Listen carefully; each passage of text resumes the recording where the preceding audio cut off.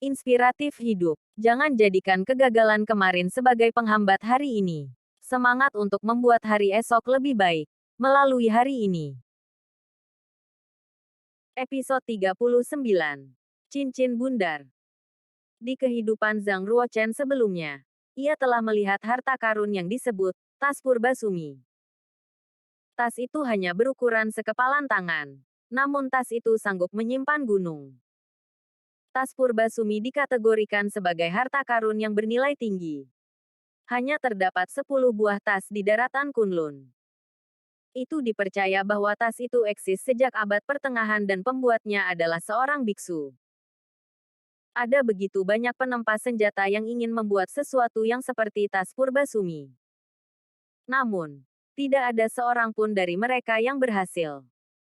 Di kehidupan Zhang Ruochen sebelumnya, ia adalah putra dari Kaisar Ming.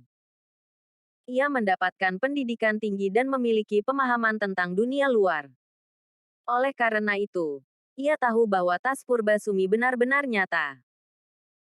Membuat ruangan di dalam cincin. Bukankah itu memiliki konsep yang sama dengan tas Purbasumi?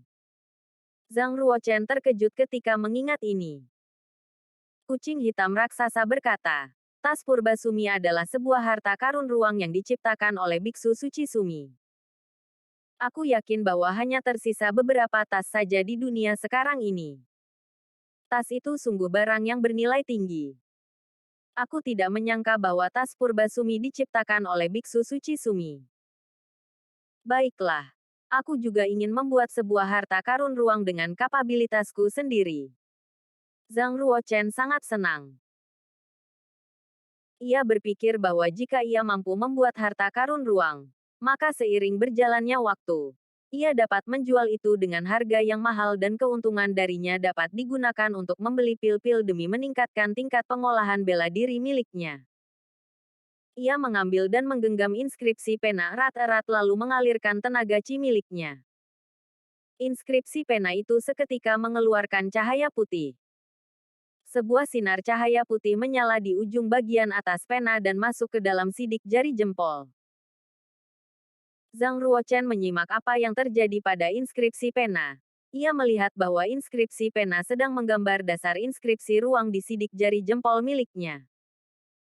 Menggambar inskripsi adalah tugas yang membutuhkan ketelitian tertentu dan itu benar-benar menguras kekuatan batin. Boom! Inskripsi pertama berhasil digambar.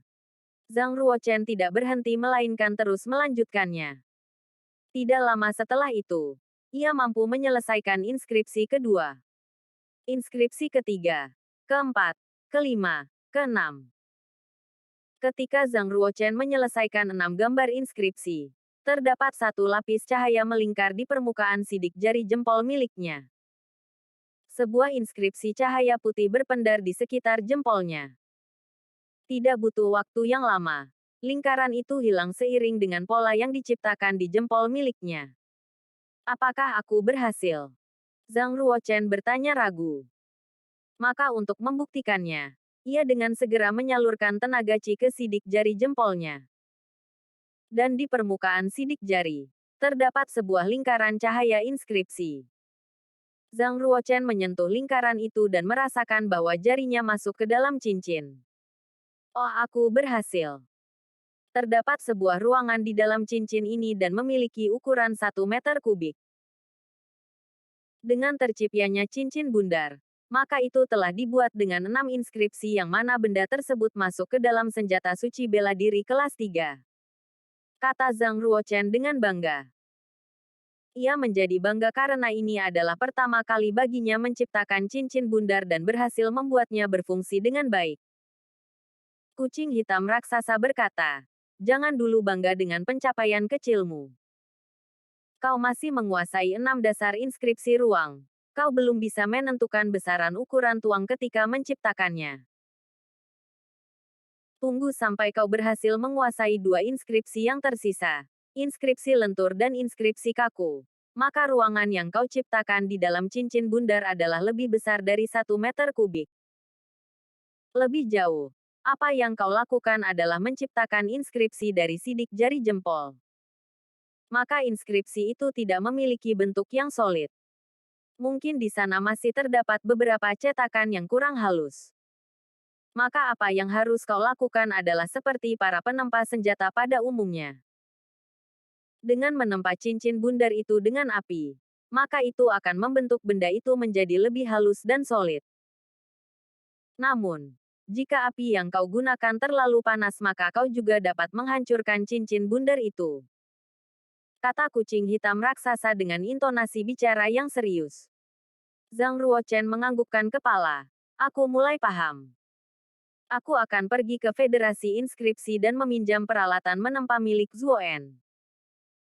Dan semoga aku benar-benar bisa menciptakan cincin bundar dengan bentuk yang sempurna. Tunggu. Aku ikut. Of. Kucing hitam raksasa melangkahkan kakinya dan terbang keluar dari ruangan jimat ruang dan waktu. Melihat kucing hitam raksasa yang berdiri di kamar Zhang Ruochen, Zhang Ruochen mengerutkan dahi dan ingin mengirimnya kembali ke dalam grafik kayu yin yang. Dan kucing yang cerdik seolah mengerti terhadap apa yang ada di kepala Zhang Ruochen. Maka seketika ia berbaring di lantai dan memohon, "Anak muda, aku telah dipenjara di dalam grafik kayu yin yang selama lebih dari 100.000 tahun. Meski aku telah berbuat kesalahan fatal, selama ini aku telah mengakui dosa-dosaku. Aku hanyalah seekor kucing. Aku benar-benar merindukan kebebasan. Aku merindukan kehidupan baru. Meow. Di samping itu, aku adalah satu-satunya yang membimbingmu untuk akhirnya dapat menguasai cakra. Tanpa bantuanku, kau tidak akan bisa membuat cincin bundar kan?" Saat memikirkan bahwa memang kucing itu telah membantu Zhang Ruochen dalam menguasai cakra, maka akhirnya ia berkata, "Baiklah. Aku akan memberimu kebebasan. Tetapi, kau harus berada di sisiku sepanjang waktu." Tentu. Kucing hitam raksasa itu berguling-guling di lantai. Ia nampak senang. Tiba-tiba, terdengar langkah kaki di luar kamar Zhang Ruochen. "Saudara ke-9, apakah kau masih menepi demi pemurnian?" Itu adalah suara dari putri ke-9 komandan. Zhang Ruochen membuka pintu dan meninggalkan kamar. Ia melihat putri ke-9 komandan yang berdiri di luar kamar. Lalu ia bertanya, "Saudari ke-9, apa ada yang bisa aku bantu?" Putri ke-9 komandan terlihat cantik hari ini. Ia membawa sebuah pedang berwarna hijau. Ia mengenakan gaun sutra perak dengan rambutnya yang hitam berkilau. Ia mengikat rambutnya di atas kepala dan membentuk pola bundar. Ia juga mengenakan sabuk hijau di pinggangnya yang ramping. Ia sangat senang ketika melihat Zhang Ruochen. "Aku dengar tingkat pengolahanmu berada di tingkatan medium dari alam kuning. Oleh karena itu, aku ingin bertarung denganmu sebagai cara untuk berlatih. Hari ini adalah belum genap 2 bulan sejak penilaian akhir tahunan." Putri ke-9 komandan tidak mengerti bahwa Zhang Ruochen bukan hanya menembus tingkatan medium tetapi juga sudah berada di tingkatan akhir. Zhang Ruochen bertanya, "Aku menebak bahwa saudari ke-9ku juga meningkat dan telah mencapai tingkatan akhir dari alam kuning." Putri ke-9 komandan menggeleng cepat. "Aku. Itu tidak mudah untuk mencapai tingkatan akhir dari alam kuning. Aku masih berada di puncak tingkatan medium. Namun, aku telah berlatih pemahaman pedang dan mencapai tingkat pedang pengikut hati. Aku yakin meskipun aku belum mencapai tingkatan akhir, aku dapat mengalahkan ksatria yang berada di tingkatan akhir." Zhang Ruochen mengangguk dengan mantap. Bahwa memang itu cukup sulit bagi para ksatria untuk dapat mencapai tingkat pedang pengikut hati, apalagi ketika masih berusia muda. Sesungguhnya, baik putri ke-9 komandan dan Lin Ningxian baru saja mencapai tingkatan awal pedang pengikut hati. Sebaliknya, Zhang Ruochen telah mencapai tingkatan lanjutan pedang pengikut hati. Maka mereka berdua jauh di bawah Zhang Ruochen. Dengan teknik pedang yang ia gunakan secara acak, Zhang Ruochen dapat dengan mudah mengalahkan mereka berdua. Ia merespon permintaan Zhang Yuxi. "Tetapi aku tidak memiliki cukup waktu untuk berlatih denganmu sekarang ini. Aku harus pergi ke Federasi Inskripsi. Tidak masalah. Aku bisa pergi denganmu. Mari kita naik kereta kelinci bulan milikku. Matanya bersinar. Sepertinya Putri Kesembilan Komandan memang ingin menghabiskan waktu dengan Zhang Ruochen daripada berlatih seni bela diri dengannya. Kemudian, ia berjalan di samping Zhang Ruochen dan melingkarkan tangan di lengan Zhang Ruochen seolah mereka berdua sedang memperlihatkan kedekatan tertentu. Zhang Ruochen sedikit malu-malu. Oleh karena mereka adalah saudara dari ibu yang berbeda. Namun mereka masih terikat pertalian darah yang sama dari satu ayah. Maka tidak berselang lama, Zhang Ruochen mulai nyaman dengan apa yang dilakukan oleh Zhang Yuxi. Meow.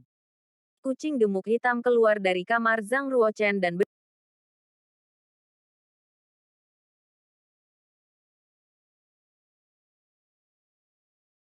Kucing gemuk hitam keluar dari kamar Zhang Ruochen dan berjalan santai.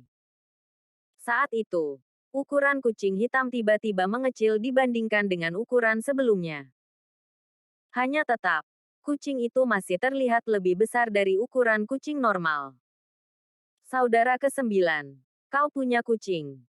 Ia sangat menggemaskan. Siapa namanya? Putri ke-9 Komandan menggendong kucing itu dan mengelus bulunya dengan lembut. Meow. Kucing hitam itu berpura-pura dan merubah tingkah lakunya. Ia membulatkan matanya, lalu mengeluarkan lidah, dan mulai menjilat-jilat tangan Zhang Yuxi. Zhang Ruochen menatap kucing itu. Ia menggelengkan kepalanya, lalu berkata, panggil saja Blacky. Blacky. Zhang Yuxi melenturkan jarinya dan mulai mengusap-usap kepala Blacky. Zhang Yuxi tidak mengerti betapa marahnya si kucing ketika dipanggil Blacky, padahal sebelumnya ia memiliki julukan lain yakni Raja Pembunuh. Ini adalah penghinaan yang luar biasa. Ia benar-benar menghinaku. Baiklah. Aku akan berkompromi.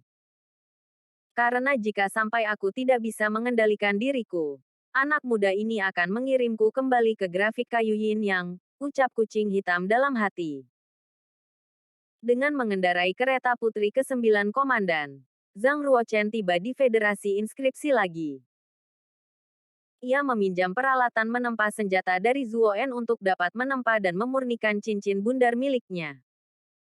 Proses pemurnian cincin bundar berjalan dengan lancar. Maka tidak berselang lama, cincin bundar pertama milik Zhang Ruochen sukses diproduksi dan menjadi produk yang sudah teruji. Sebuah senjata suci bela diri kelas 3, cincin bundar. Zuoen yang berdiri di samping ikut menyimak proses pemurnian. Ia berbisik sambil menatap Zhang Ruochen. Pangeran ke-9 memang ditakdirkan untuk menjadi seorang penempa senjata. Ini adalah pertama kali baginya menempa senjata dan ia benar-benar mampu mengendalikan panas api dengan teknik yang luar biasa. Ia benar-benar layak dikagumi. Zhang Ruochen tidak bersikap arogan. Namun ia bertanya kepada Zuoen dengan sopan. Dengan kendali panas yang aku miliki, kelas berapa senjata yang mampu aku ciptakan jika itu menyangkut pekerjaan sebagai penempa senjata? Seorang penempa senjata kelas 1 di urutan puncak.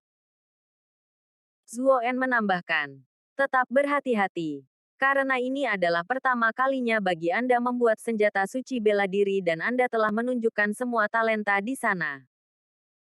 Saya percaya bahwa Anda dapat dengan segera menjadi penempa senjata kelas 2.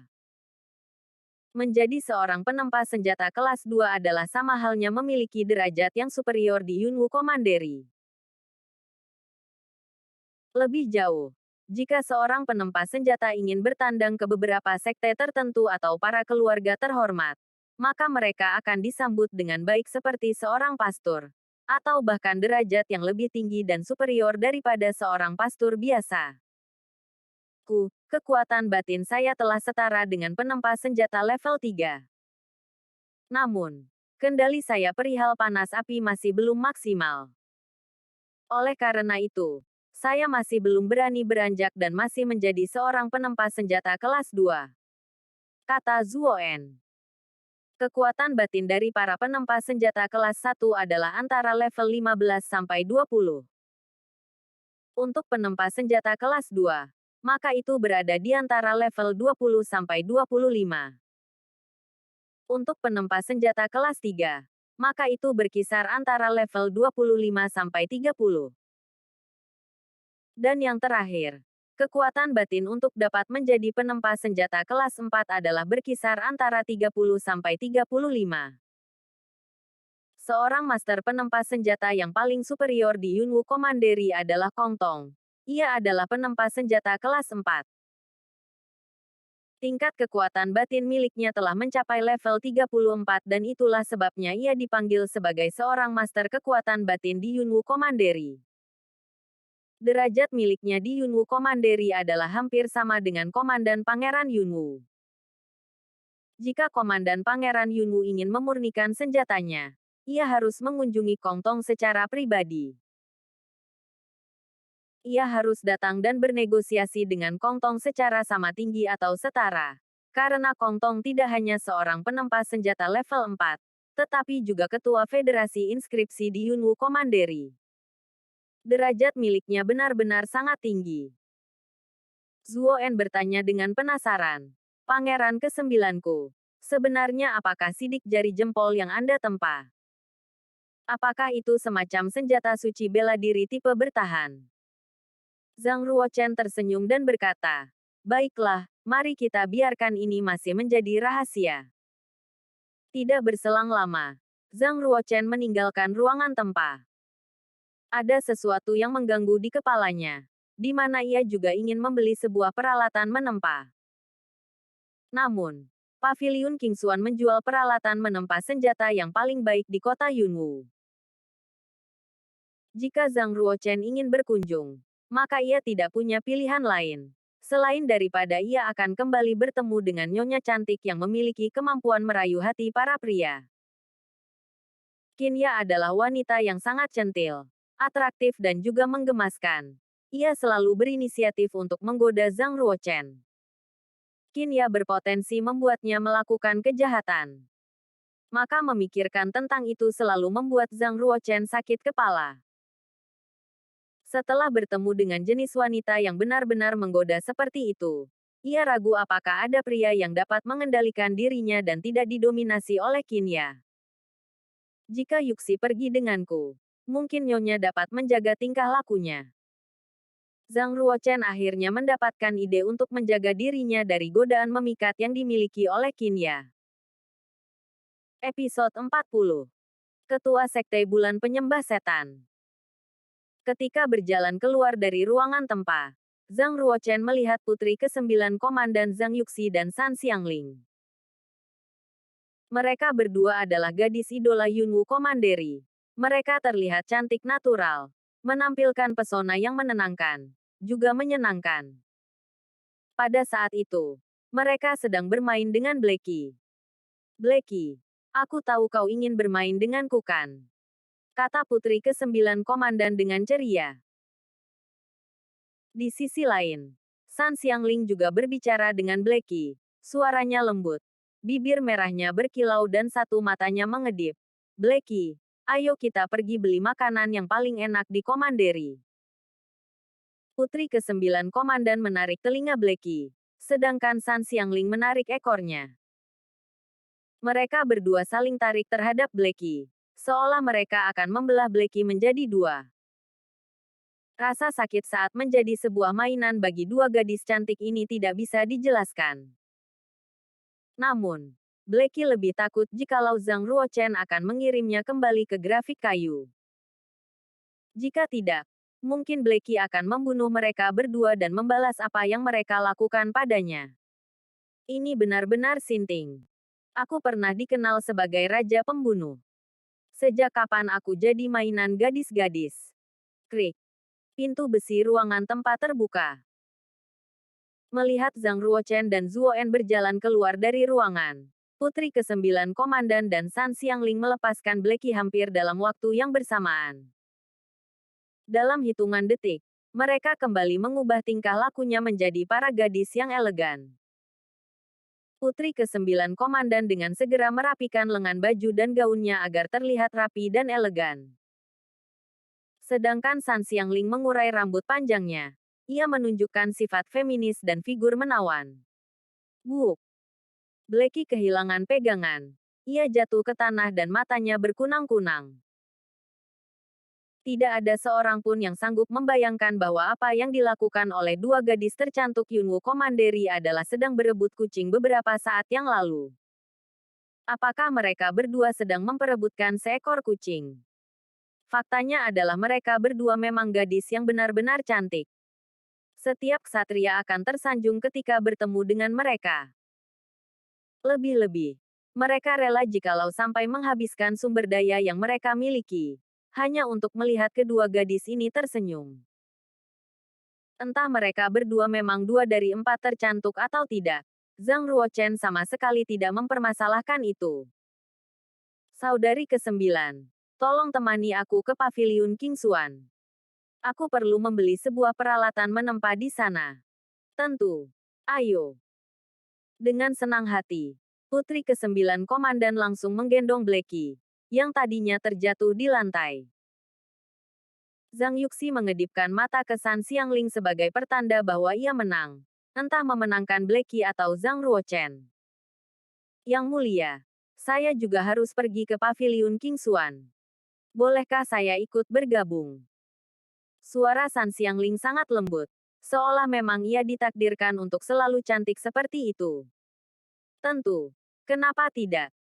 Zhang Ruochen tidak berpikir terlalu lama dan mengizinkannya ikut. Jarak antara Federasi Inskripsi dan Paviliun King Xuan yang ada di pasar senjata cukup dekat. Oleh karena itu, mereka tidak menunggangi kereta dan memilih jalan kaki ke Paviliun King Xuan. Kemudian, sesuatu yang Zhang Ruochen tidak pernah antisipasi sebelumnya terjadi. Setiap orang tahu bahwa putri ke-9 komandan dan San Xiangling adalah gadis tercantik dan dikagumi banyak ksatria-ksatria. Begitu banyak orang-orang yang mengikuti kedua gadis ini. Mereka menunggu dan berbaris di sepanjang Federasi Inskripsi sampai dengan gerbang kota Yunwu. Itu sangat sulit seperti terbang ke langit hanya untuk bertemu salah satu dari empat gadis tercantik ini. Namun, mereka berdua sedang berjalan dan mengikuti seorang lelaki muda hari ini. Itu benar-benar berhasil menciptakan nuansa tersendiri di pasar bela diri. Bukankah itu putri dari Master Sekte Awan Merah, San Xiangling, satu dari empat tercantik di Yunwu Commandery? Ia benar-benar sangat cantik sampai-sampai seperti gadis yang ada di cerita-cerita fiksi. Bagaimana dengan gadis di sebelahnya? Aura kecantikannya hampir sama dengan Nona San. Bagaimana mungkin kau tidak tahu bahwa itu adalah putri ke-9 komandan, Zhang Yuxi? Ia dipanggil sebagai si gadis cantik Yunwu Commandery, sama seperti Nona San. Tidak terhitung banyaknya ksatria yang ingin mendekati dirinya di kota Yunwu. Sebagian besar dari mereka adalah para superior dengan tingkat pengolahan yang sangat kuat. Tidak jauh dari tempat itu, ada dua pemuda laki-laki yang sedang duduk berhadap-hadapan. Mereka juga menatap Zhang Ruochen, Zhang Yuxi, dan San Xiangling saat tiga orang ini berjalan melewati mereka. Liu Chengfeng melihat mereka dengan tatapan dingin yang ia arahkan pada Zhang Ruochen. Aku tidak percaya bahwa baik San Xiangling dan putri ke-9 komandan menemaninya pergi ke pasar. Sejak kapan pemuda seperti itu menjadi sangat populer di kota Yunwu? Seorang lelaki yang duduk di depan Liu Chengfeng adalah Situ Ge, kakak dari Situ Linjiang. Situ Ge terkekeh. Oh saudaraku, apa kau tidak mengenal dia? Dia adalah pangeran ke-9 komandan Yunwu. Baru-baru ini, dia mendapat peringkat pertama pada penilaian akhir tahunan. Sekarang, dia adalah jenius yang paling banyak menarik perhatian di kota Yunwu. Maka, gadis cantik mana yang tidak jatuh hati pada seorang jenius? Bukan bermaksud mengatakan bahwa ia memiliki derajat yang tinggi. Hanya, ia memang sedang menjadi idola bagi para gadis-gadis. Liu Chengfeng tersenyum kecut. Aku tahu siapa dia. Mendapat peringkat pertama pada penilaian akhir tahunan, lalu. Ia hanya menjadi yang pertama di antara para keluarga kerajaan dan lawan-lawan lainnya adalah generasi muda. Maka jika dibandingkan dengan seluruh generasi muda di kota Yunwu, aku rasa ia tidak akan berada di peringkat 10 besar. Karena, berada pada peringkat 20 besar di Yunwu Commandery sudah terlampau susah bagi dirinya. Masuk akal kan? Tingkat pengolahan miliknya masih berada di tingkatan fajar dari alam kuning. Haha. Liu Chengfeng tersenyum sinis dan terlihat meremehkan. Si Tu Ge yang melihat pertarungan antara Zhang Ruochen dan Si Tu Linjiang. Ia benar-benar tahu bahwa Zhang Ruochen adalah sosok yang luar biasa. Meskipun tingkat pengolahan miliknya berada di tingkatan fajar dari alam kuning, ia mampu mengalahkan para jenius muda yang berada di tingkatan akhir. Ia bukan sosok yang remeh. Ketika ia mampu menembus tingkatan medium dari alam kuning, aku yakin ia mampu mengimbangi ksatria di tingkatan puncak. Liu Chengfeng berkata, bagaimana mungkin? Jalur aliran qi di dalam tubuh seorang ksatria yang berada di puncak telah terbentuk sempurna. Itu dikenal sebagai pencapaian fisik yang proporsional untuk seorang ksatria seni bela diri. Itu tidak bisa dibandingkan dengan ksatria di tingkatan akhir dari alam kuning. Bahkan jika ia mampu menembus tingkatan medium, ia pasti kalah dengan ksatria yang berada di puncak hanya dengan 3 gerakan. Si Tu Ge tertawa geli. Dengan tingkat pengolahanmu saat ini, itu benar-benar bekal yang baik untuk dapat mencapai 3 besar di antara para ksatria muda di kota Yunwu. Lebih jauh, kau telah berada di puncak dari alam kuning. Maka tidak peduli seberapa bertalentanya Pangeran ke-9. Ia tidak akan cukup kuat jika harus bertarung denganmu sampai Pangeran ke-9 mencapai tingkatan puncak juga. Siapa yang dipanggil generasi ksatria muda adalah para ksatria yang memiliki umur di bawah 20 tahun. Liu Chengfeng telah mencapai puncak dari alam kuning sejak berusia 17 tahun. Selain Pangeran ke-7, yang memang memiliki talenta luar biasa dan selalu mampu mengimbangi dirinya, tidak ada jenius lain yang mampu berdiri apalagi sampai menghindari serangannya jika mereka dipertemukan dalam sebuah pertarungan. Tersirat senyum bangga di wajah Liu Chengfeng. Sial memang, bahwa faktanya Pangeran ke-9 masih terlampau lemah. Jika tidak, maka ia akan menjadi lawan terkuatku. Jujur saja, aku sedang tidak tertarik dengan tingkat pengolahannya. Si Tu Ge terkekeh. Kau hanya tertarik dengan nonahan, ya kan? Sial juga. Sepertinya ia lebih tertarik pada Pangeran ke-9. Jika kau suka dia, maka aku sarankan agar kau mulai mengambil inisiatif dan bicara dengan dia. Jika tidak, dengan segera ia akan menjadi gadis milik Pangeran ke-9. Derajat milikku di Bank Pasar Bela Diri hampir sama dengan Pangeran ke-9. Apakah itu seperti terlihat bahwa aku menginginkan gadis? Liu Chengfeng berkata dengan arogan.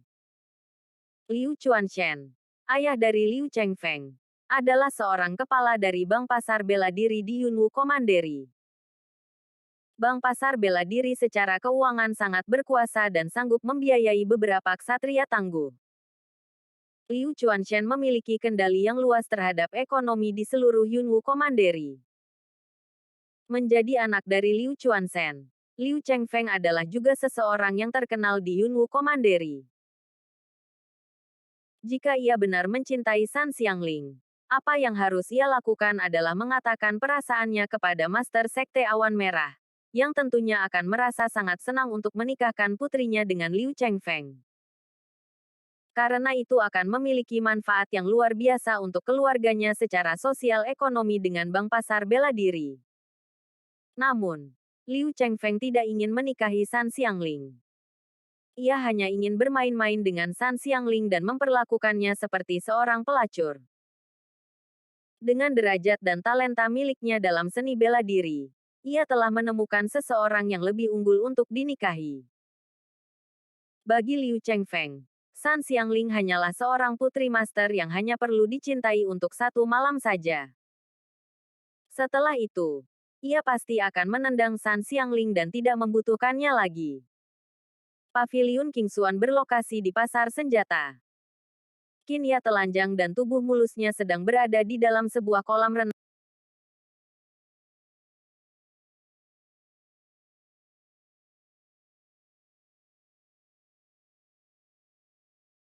Qinya telanjang dan tubuh mulusnya sedang berada di dalam sebuah kolam renang yang terbuat dari batu giok. Di kolam itu terdapat buih-buih sabun yang tipis, memancarkan udara dingin yang samar-samar membungkus tubuh indahnya. Dadanya yang montok, pantatnya yang bulat, pinggang ramping, serta betis jenjangnya, semuanya samar-samar terlihat di kedalaman air. Benar-benar sesuatu yang menarik. Jika sampai ada pria yang menyaksikan pemandangan indah seperti itu, maka darah mereka akan serta-merta membanjiri hidung. Mereka akan mimisan. Pada saat itu, Mo Hanlin sedang duduk di pinggir kolam dengan kaku. Ia tidak berani menatap ke dalam kolam renang saat ia bertanya dengan suara gemetar. Nyonya, kita telah menguasai separuh pemilik aset dari Bank Pasar Bela Diri. Mereka bukan lagi para pesaing kita. Bagaimana bila kita mulai mengatur strategi untuk Liu Chuanshen dan mulai mengambil alih Bank Pasar Bela Diri di Yunwu Commandery? Qinya mengedipkan matanya. Bulu mata miliknya yang panjang itu meneteskan air secara perlahan. Tetes demi tetes. Bibir merah merona miliknya mulai bergerak. Tidak perlu buru-buru. Kekuatan dari Bank Pasar Bela Diri masih cukup stabil. Maka sepertinya itu tidak mudah. Lebih jauh, jika sampai kita mengambil alih Bank Pasar Bela Diri, maka kekuasaan pusat Yunwu Commandery pasti akan ikut terlibat. Dan itu akan membuat segalanya menjadi rumit. Komandan Pangeran Yunwu tidak akan pernah mengizinkan kita untuk mengendalikan seluruh kegiatan ekonomi di Yunwu Commandery. Selain itu, pasar gelap juga sedang mengincar Bank Pasar Bela Diri. Maka biarkan mereka bertarung dahulu. Kita hanya akan menunggu waktu yang tepat untuk menjatuhkan mereka semua. Mo Hanlin mengangguk setuju. Tik, tuk. Suara langkah kaki terdengar. Seorang pelayan wanita masuk dan menunduk ke arah kolam. Nyonyaku, Pangeran ke-9 tiba di Paviliun Kingsuan. Beliau ingin membeli sebuah peralatan menempa. Yang mana itu adalah untuk senjata suci bela diri kelas 7. Mo Hanlin tidak bergerak dan mulai berkeringat. Ia harus memanfaatkan kesempatan ini untuk meninggalkan kolam. Maka ia segera berdiri dan berkata, Nyonyaku, biarkan saya menyambut beliau. Tunggu. Karena itu adalah Pangeran ke-9. Maka mengapa tidak aku sendiri yang menemuinya secara pribadi?